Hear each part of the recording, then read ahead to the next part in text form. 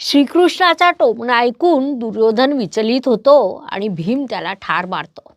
अनेकदा ग्रहतारे आणि विद्वानांच्या मते चित्र विपरीत दिसत असतं आणि हीच वेळ असते आपल्यामधील सर्व शक्ती पणाला लावून परिस्थिती आपल्या बाजूने वळवून घेण्याची. दैववाद म्हणजे प्रत्यक्षात योग्य कर्माची संधी शोधून घटनेची शक्यता बदलणं होय.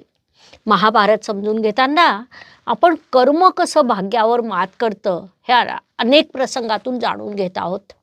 त्यातलाच एक प्रसंग आहे आणि तो म्हणजे श्रीकृष्णाचा उपरोधिक टोमणा ऐकून आई गांधारीला भेटायला जाताना दुर्योधन कमरेभोवती केळीची पानं लावून जातो आणि तिथेच तो भीमासोबतच्या युद्धात अजिंक्य राहायला मुकतो.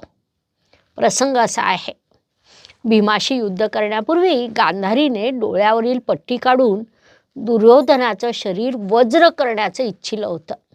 त्यामुळे गांधारी दुर्योधनाला म्हणते की मी तुला जिंकण्याचा आशीर्वाद तर नाही, पण शिवभक्तीने तुला एक कवच देईल.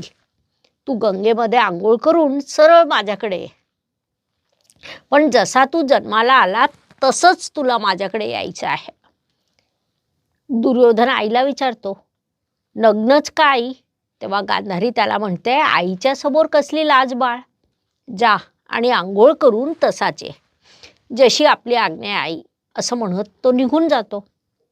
श्रीकृष्ण गांधारीला भेटतात आणि निरोप घेऊन बाहेर पडतात. वाटेत दुर्योधनाला मुद्दाम भेटतात आणि त्याला बघून हसतात. आपण अशा स्थितीत आईकडे जात आहात का? यावर दुर्योधन म्हणतो, होय, आईनेच तसं करण्याची आज्ञा दिली आहे. श्रीकृष्ण म्हणतात, ती आपली आई आहे. कोणत्याही वयात आलेल्या मुलाने आपल्या आईसमोर नग्नावस्थेत जाणं योग्य नाही. ही तर आपली परंपरा नाही. अर्थात आपण भरतवंशाच्या परंपरेचं पालन करता तरी कुठे? ते तर तुम्ही कधीच सोडलेलं आहे. जा जा, हसून श्रीकृष्ण तिथून निघून जातात. दुर्योधन विचारात पडतो आणि आपल्या गुप्तांगांवर केळीची पानं लावून आपल्या आईसमोर येतो.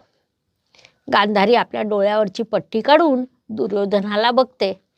तिच्या डोळ्यातून तेजपुंज निघून दुर्योधनाच्या अंगावर पडतात.